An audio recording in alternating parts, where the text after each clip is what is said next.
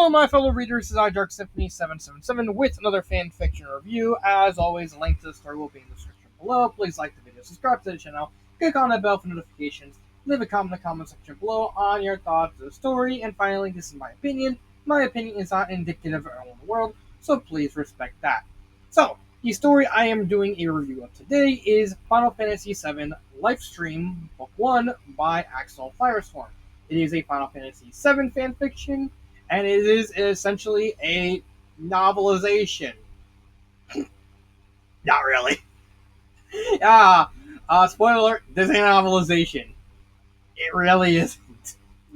So, let's actually get this out of the way, because I think it's actually imperative to talk about this issue before getting into the nitty-gritty of the specific details of the plot. This is not a novelization. This is a retelling of Final Fantasy VII. How do we know? Because you're wondering, wait a minute, it says in the synopsis it's a novelization of Final Fantasy VII, which is true. But if you continue reading, it says, based on the original, but with elements of the remake added in, as well as new content not seen in either. That defeats the purpose of a novelization, because a novelization, by definition, it is a written adaptation of a work from another medium.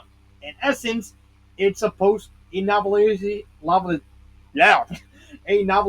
is by definition as supposed to be as close to a one-for-one rewrite. That's for I'll explain that in a bit. Novelization is a one-for-one remake of any work. Let's look at probably the oldest novelization I did, Mario, Luigi, and Bowser by Wakazu. It was, hold on, let me actually get that story real quick. Ta-da! Mario and Luigi and Bowser. This is actually a more proper novelization. The only thing about the actual story that changes is the more scientific nature of how Mario absorbed Bowser eating everyone works. That's really the only thing that changes across the story. Everything else, pretty much one for one the same.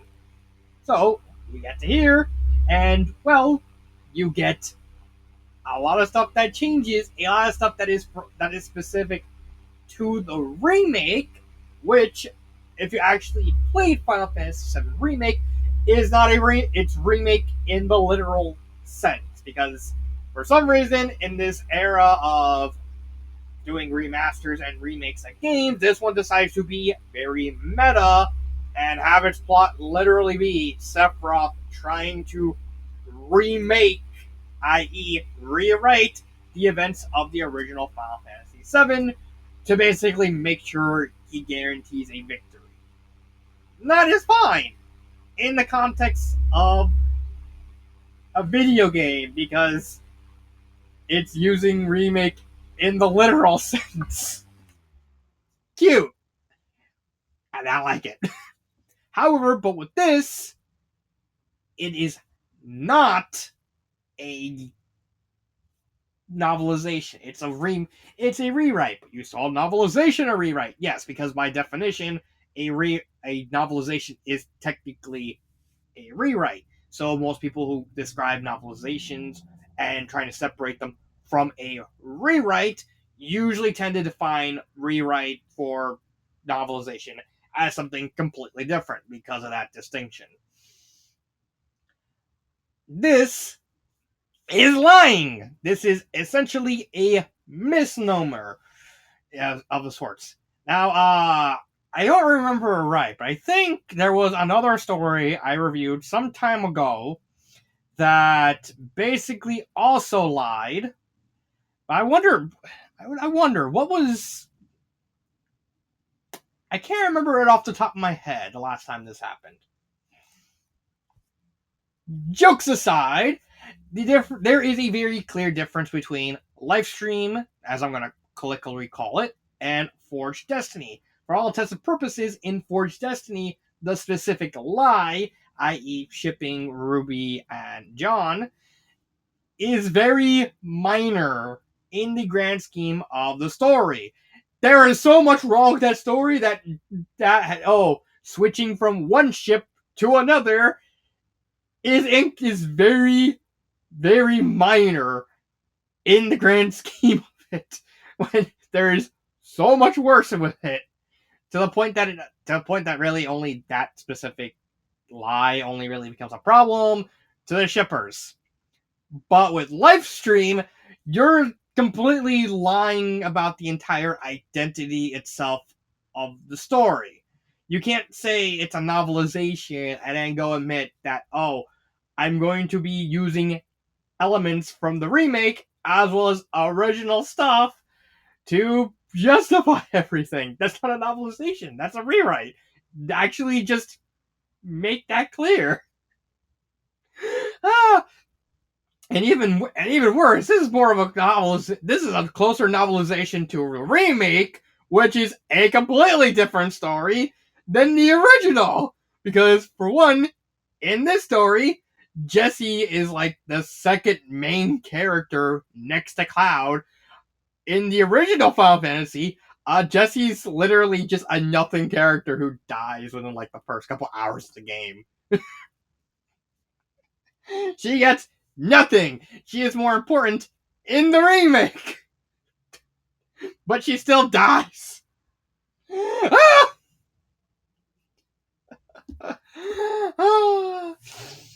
But yeah, that is basically the distinction with this. I wanted to get this out of the way because I really needed to explain this specific problem before getting into the story to not pad out the whole thing with filler.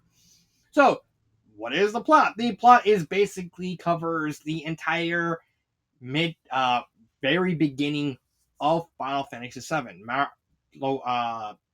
Cloud Strife enters Midgar, works for Avalanche under a favor from Tifa, or more specifically, Tifa hires him. They blow up a reactor. Shinra gets hosed mad, starts trying to hunt for Avalanche. They attack another reactor. Avalanche retaliates with the Airbuster. Cloud gets separated from the group, meets Aerith. They all work together. And then the game kind of ends with Don Corneo dealing with him. And also the fact that Sector 7 kind of gets destroyed. Yeah. Yeah, that's pretty much the plot. Sort of, kind of. But the full extent of the plot in this specific story is this story, weirdly enough, actually takes place after the events of the entire story. So this actually canonically takes place after everything has occurred. All the characters that are going to be working together, they're all lined up, kind of chilling after the fight, after dealing with Sephiroth and finally killing him. And they all decide, we do not want to take the chance for anyone to kind of martyr anyone, spread false information, propagandize what the events will happen to kind of cause more problems. So what they do is everyone gets a tape recorder and starts recording the entire events of the game from beginning to end. And that's actually a pretty crazily well done idea. Like, oh, it's the events of the game told from the perspective of the characters. So that way, instead of seeing things from third person, they're from first person. I understand why the author chose it, because it actually is pretty unique for the concept. But I think based off the author specific writing style, it's very obvious the author is more comfortable writing in third person rather than first person. I understand why he did first person, because it kind of works in this case, but it's more of a something you only really spot if you're well versed enough in first person to kind of know that, he doesn't seem to be very comfortable right at this point writing first person. It can get better. Like writing first person, not a hard thing to do. It's just sometimes more people are just used to writing third persons than first persons. It's just a thing that it's just a thing that you need to practice, that everyone needs to practice on. Not no disrespect to him for that. Cloud, the story in this case starts with Cloud actually entering what's this, Sector 7. I'm just gonna call it 7 because there's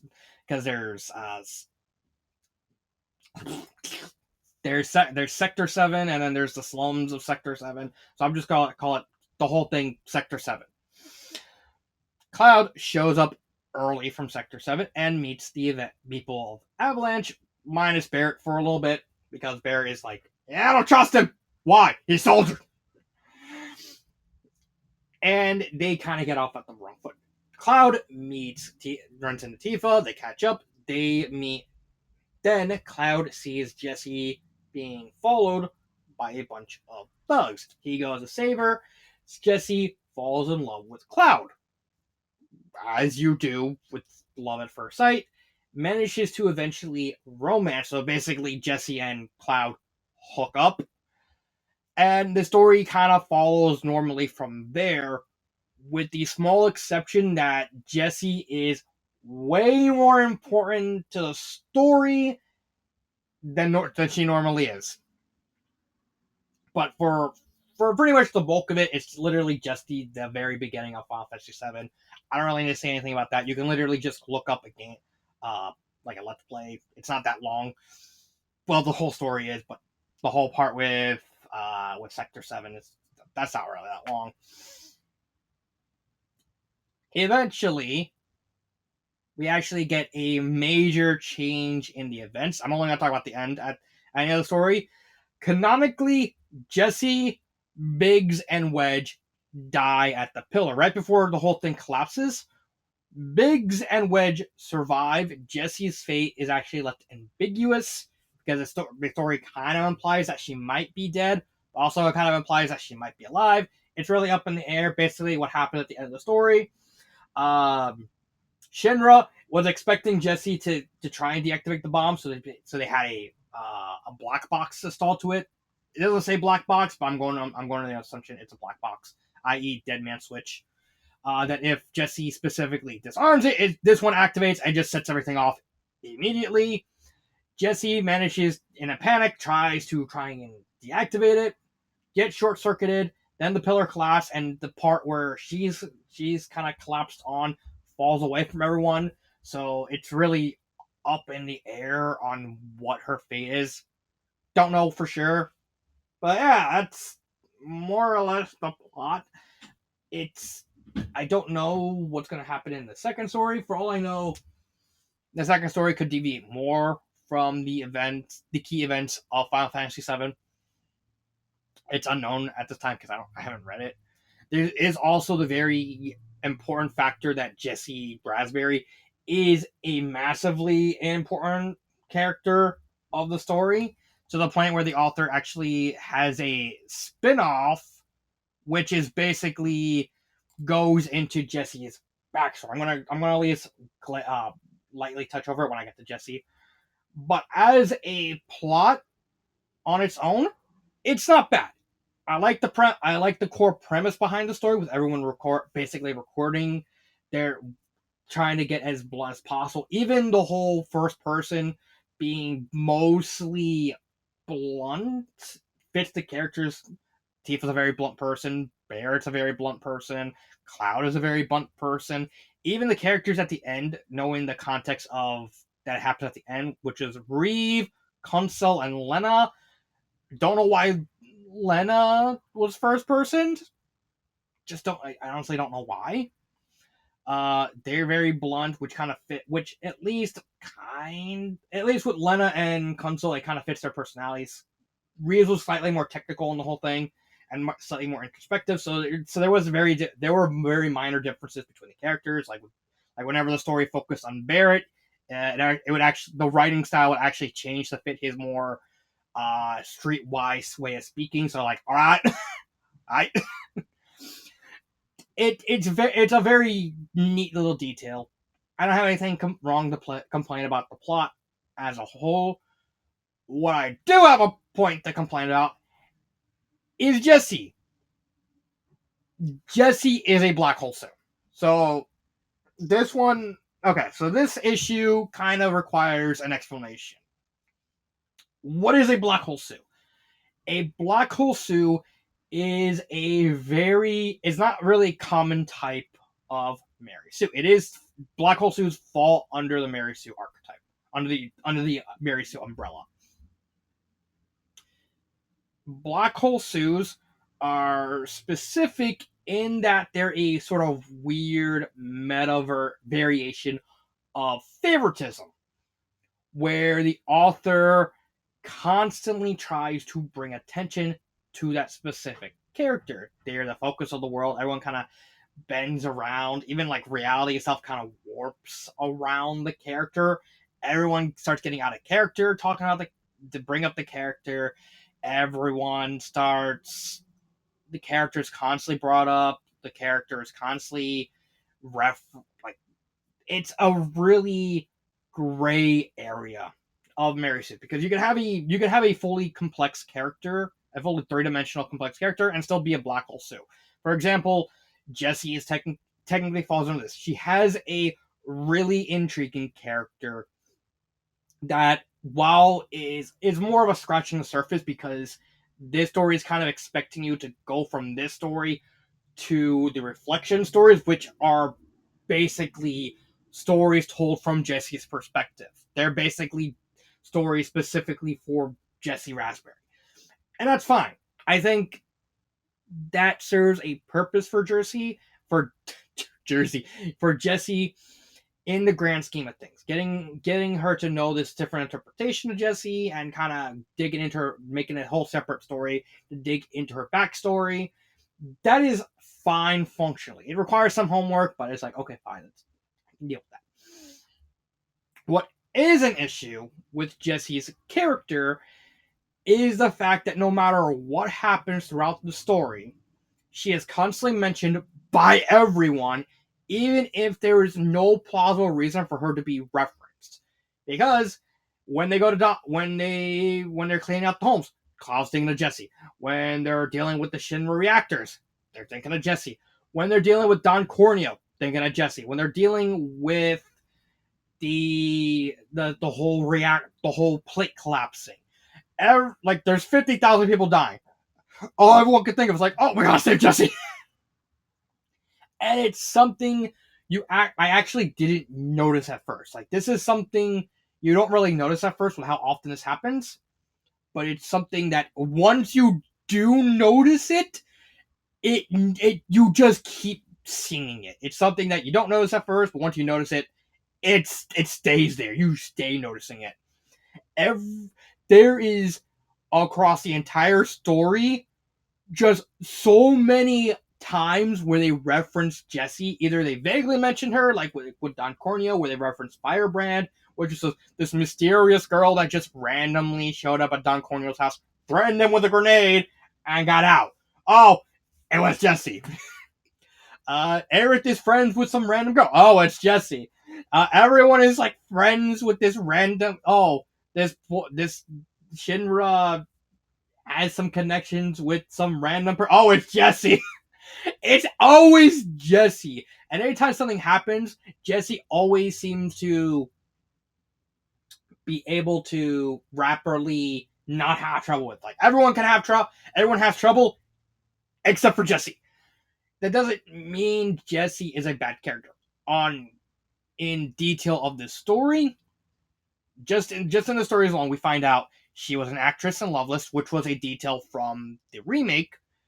She was actually an ex-member of Shinra. In essence, she was actually on the board of directors, so she was near the top. It turns out she worked under Scarlet, who is one of the main antagonists of the game. She's actually the daughter of, what the fuck is that guy's name? Heidegger, the military man, who is the right-hand man of the president of Shinra Incorporated. She designed a lot of the machines, either either through working with Scarlet or on her own. That, like, for example, the Hell Houses you fight in that area. In this story, Jessie built them.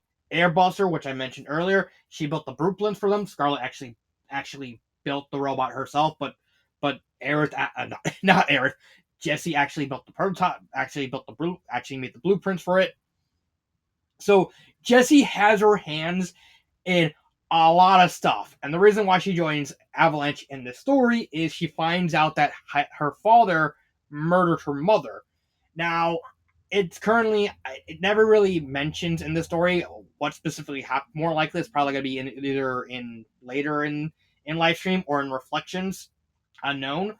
But whatever it was, uh, Jessie actually completely was disgusted, left Shinra, decided, I'm just going to live on my own. Her father didn't take kindly to that and started actively hunting her using Shinra resources. Jessie hid as an actress. However, when they found her, she just, thanks to help from several members of the Turks, it was Reno and the bald guy. And Reno, the bald guy, and Kunsel, who was her boyfriend, they managed to hide her. She manages to hide in the slums, where she eventually comes across Avalanche, trying to take down Shinra. She decides to join them and also help around the entire slums. She apparently spends days, for years, just traveling around the slums, just helping people. They have clean water, they have clean electricity. She fixes all their stuff, all by herself. She also has very crippling self-doubt. Like, when the first reactor blows up,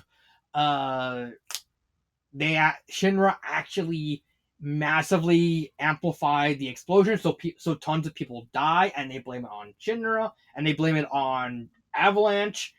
Jessie is filled with self-doubt, and she actually tries to kill herself out of, like, penance for all the people she inadvertently killed, because she really just wanted to damage the reactor. She didn't want people to die. She is while very surface level, a very fleshed out character. So you can see there was a lot of care put into Jessie's character. It doesn't stop the fact that it's such a massive disconnect that Jessie just seems to be everywhere. Like just a random chapter. See Jessie. Like, clowns are here. There's Jessie right there. Kifa asked, it's like, oh, I want to hire you for a job. It's like, oh, I'll also hire you to help protect Aerith. Like, I don't want the money. Oh, look, they're already bending over backwards. Oh, why do you not want to make money protecting Jessie? It's like, because blush. oh, Barrett comes in. Oh, and then Red 13 comes in and says, oh, you're right. You're too early to the story. Kate came early.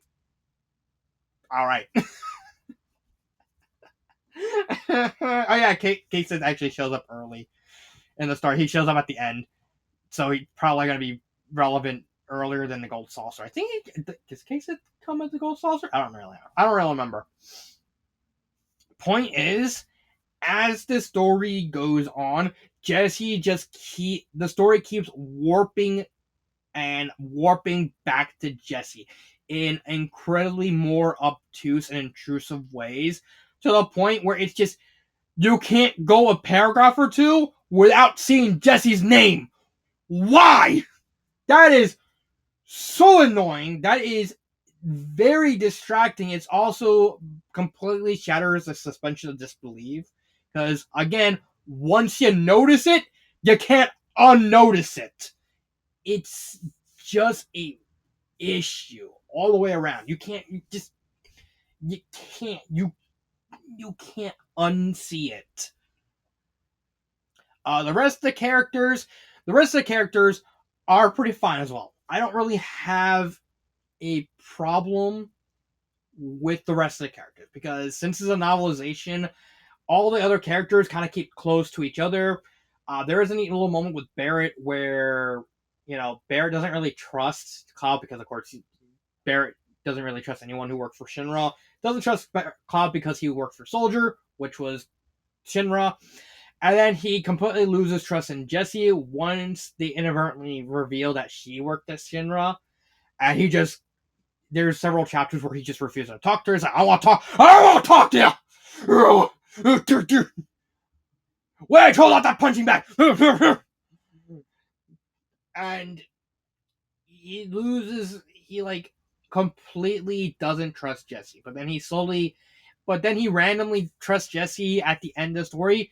There's a reason for it. With the pillar on the class, he can't really afford to not trust her. He kind of has to at least take the risk, which he does, and it pays off. It's a neat little moment, and he realizes I should have. Yeah, you're all right, girl. It's a really neat story, and the characters, even Jessie, with how intrusive she is on the prose and the story itself, is written all right. I don't have a problem with the characters. Don't really have anything wrong with that. Grammar errors, not really any grammar errors. Pacing wise, it's paced very well. There is very clunkiness with the first person, but again, that's more due to the fact that probably the author's probably not really good at writing first person. That's honestly forgivable. The only other part I could say with the writing itself is the fight scenes. The author is trying to take the actual gameplay of Final Fantasy and kind of work it into the story. Doesn't really work because, come on, you have Cloud, a pretty strong guy with a 5 foot tall greatsword, hitting people, and they don't take any damage.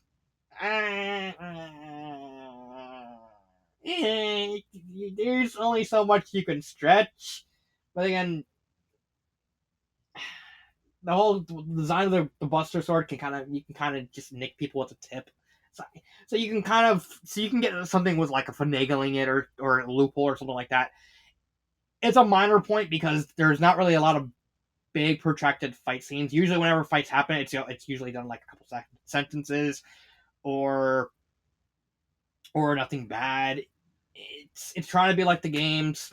It doesn't 100% work. There's sometimes it does work against like machine enemies or large enemies that you honestly kind of tank it. Like with the Airbuster, like they keep hitting it and it's just tanking all the shots. That's fine, but when they're going against Reno at the end, that kind of violates the suspension of disbelief because it works for robots, but it doesn't work for someone like Reno who's just a guy, a really fast guy, but a guy. Okay, so that is the end of that. Do I recommend this story? That's hard because as much as there are good parts of the story, really, like I said, the only bad parts of the story is the intrusiveness of Jesse and some of the writing and fight scenes is clunky. It's a good story. It's not a great story, but I do think there is just enough to kind of justify the whole thing. So I might recommend it. The whole Jesse Black Hole suit thing is a really really big bugbear that really drags down the story. This is not a minor thing. No, this is a major thing. I forget the novelization because at least the author was like, "Oh, you're being upfront. Just don't call it a novelization. Call it a retelling." But with the Jesse thing, that is such a big deal that drags down the story a whole lot that it single-handedly might not let me recommend it. I will say that story does have a lot of good elements. That's a fact. But the whole Jesse thing is such a monumental issue with this story that I cannot 100% recommend this story. Maybe like 60-70%. It's good. It's not great, but it's good. What would I? Is there a part would I recommend?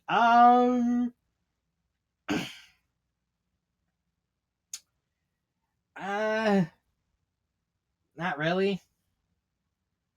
I wouldn't. There's not a part that stands out in my mind. Maybe the setup for the whole thing. I don't know. You could. It's so much. There's so much to the story. I don't really have a favorite part. What would I do to change it? First thing obvious, make Jessie less intrusive. Don't bring her up ever so often. Maybe make, like, for instance, the Firebrand myth.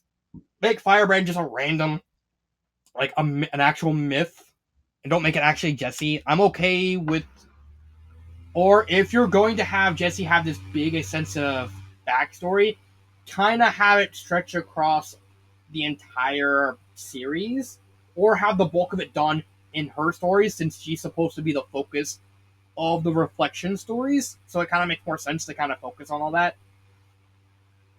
Just make her less intrusive in this specific story. Reflections, another story. You can do whatever you want with that one. Until I read it, I'm just gonna assume that it's just gonna be all Jessie all the time. The other thing I would change is remove the Reeve and Consul first person perspectives. Why? Because those are more connected with Jessie's backstory, and that would honestly. Okay, so on to here. There's two reflection books. This one is base. No, this one is basically Jessie's backstory. That's fine. This one is basically this story that I'm reviewing right here, told specifically from Jessie's point of view. I would suggest moving the Reeve first person perspectives and the Consul first person perspectives to this story.